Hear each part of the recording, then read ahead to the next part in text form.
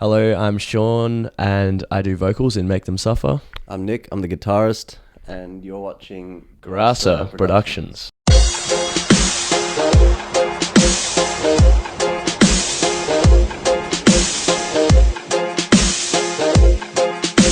Welcome to Grasa Production. Today we are meeting Make Them Suffer on the self-inflicted European tour in 2017.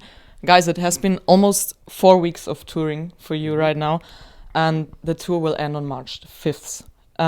What a fantastic lineup together with Chelsea Grin, Betraying the Miters, and Void of Vision.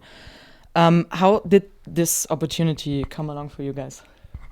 I don't really know too much about what happens on that side of things. We just got an offer from Marco, our booking agent in Europe, and he said that Chelsea Grin wanted to take us out, and we were stoked about the prospect. So yeah, jumped on board. Okay. Yeah, it's quite funny actually, because back in the MySpace days, around 2008 or 9, when the band first started.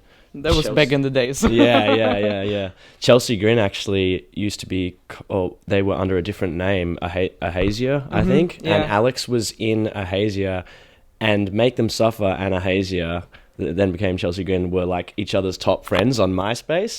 And I used to talk with Alex on MSN like way back in the day. So it's funny, like we were always like, yeah, we got to tour together. And now like, whatever, like 10 years down the track, we're actually doing it, so it's cool. Cool. So after playing the self-inflicted tour, you will continue playing a US tour together with Architects in March, and after that you're playing a few more shows on the Amity Affliction tour through your home country, Australia. Yeah. What can possibly make 2017 even better? A new album. Okay. Well, I hope I'm not speaking too soon, but the idea is we've already got stuff tracked, recorded in the studio, and pretty soon, or even by the time this video comes out, it probably would have already been announced. So I think the idea is to get a new album out by mid this year, and you could probably expect some touring around the US and Europe off that. All right. Yep. Nice. So let's talk about your music. You're using a lot of different styles. There's deathcore on the one hand and atmospheric acoustic parts in songs like Forward and Either. You're even using hardcore and black metal elements in songs like Neverbloom. How important is diversity for you? What would you say? Well, I think that diversity has become like a really important part of our band. I think that people can too easily box themselves in and go, oh, that's not metal, like they don't listen to it or whatever. But obviously most people you talk to that are in touring bands have this idea that, you like a bunch of different music. And I think like if you can, like, we're not trying to like diversify or be diverse or whatever. It's just that we're just writing, and that's what's coming out. So yeah. Let's then talk about a hot topic in the genre of deathcore right now. What do you personally think of Suicide Silence's song Doris? Oh, I raised my opinion about this not too long ago. I actually admire the style of production Suicide Silence used in the latest recording. It was all done in one room, pretty much one take, so there was no room for mess ups. It all had to be done right there and then. And to me, that's a form of artistry, and if you can listen to it through that channel, it's actually a sick song. I think I can understand all the hate going surrounding the new Suicide Silence song, because I feel like a lot of the I'm just making a generalization here, but a lot of the hate is coming from, people who didn't really like get into like 90s metal, like old school metal. And it's fair enough too. It's just that generation. It's just that generation gap that's causing all the controversy. Like I think Suicide Silence possibly might have gone too good or too big for everybody to handle. But yeah, that's just my opinion. I don't think about it too much. Yeah, I think it's also maybe the social media thing which made that shitstorm that big, I guess. Yeah. Well, it's interesting. I mean, it has sort of gone viral, and in a way that's kind of a good thing because it gets people talking and stuff like that. Like I remember when we put up Let Me In, was like a completely different sound for us, and it got a lot of hate and sort of went quite viral.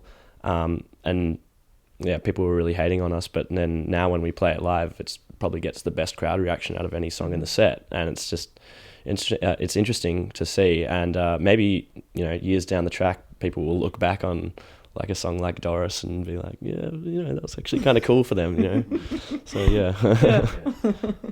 All right. Yeah. Many, let's say on social media, think that deathcore got lame when it comes to bands like Whitechapel or Suicide Silence.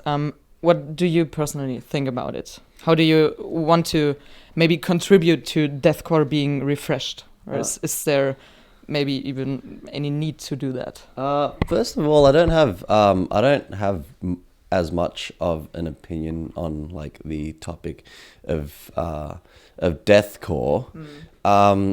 But from what you're saying, I feel as though like Suicide Silence and Whitechapel, I guess, are pushing just pushing their boundaries. I don't know if they're deliberately being like, look, we gotta like do something different and push the name of deathcore in this way. I don't think they're intentionally trying to do that. I think they're just trying to follow their own sound, like any great bands do. I don't know if I don't know what the I don't know where deathcore is going to go from now. I think there will always be like true deathcore fans, just like you have the true punk fans and and whatever else. Like it's merely a matter of perspective. Yeah, I think none of us knows where it's going to end. Yeah, absolutely. How would you describe what your music means to you? How much of it contains maybe private stories and self-expression? And when is it the energy of your songs that is most important to dip into? Sure. That's a tricky question. Is it? Yeah, they're definitely all the songs are like quite personal to me. I don't know if it's definitely like expressing myself is definitely like a huge part of doing this and writing the lyrics and everything. It's definitely a huge passion of mine, but yeah, I don't know how much of it is all that obvious on what I'm actually saying, and I kind of like to keep it that way because it is sometimes like my personal life, and I don't necessarily want to just put it out there. So that's why I'll like use like metaphors and all these kind of concepts, whatever, to do my to express myself that way, and people can interpret it however they want if that makes them enjoy the song more. When you think of your best show, when and where did that happen? Oh, do you remember? That's hard. We've had a lot of ones. I can remember our worst shows. You can tell me about that. I don't know. I think every band can tell you the same thing. Like it's going to be really hard to like pick out like one sick show or one. I guess a lot of the shows we play at home in Australia, like it'd have to come down to one of those, like when we play to a home crowd, because it's things are a lot different here in Europe, not any better or any worse. In fact, if anything, it's better. But we're simply less established here in Europe and in the US, where it would definitely be like one of our home shows. Sure. I think there's definitely something to be said for playing a show at home, and if you've got your family coming out and stuff like that, and you can see them smiling in the audience and dedicate a song to them. That's definitely really important. I think so. Yeah, definitely like a home show from probably Perth, where we're from. So Okay. You already toured with Betraying the Mothers in Europe in 2015. What is connecting you with the guys from France?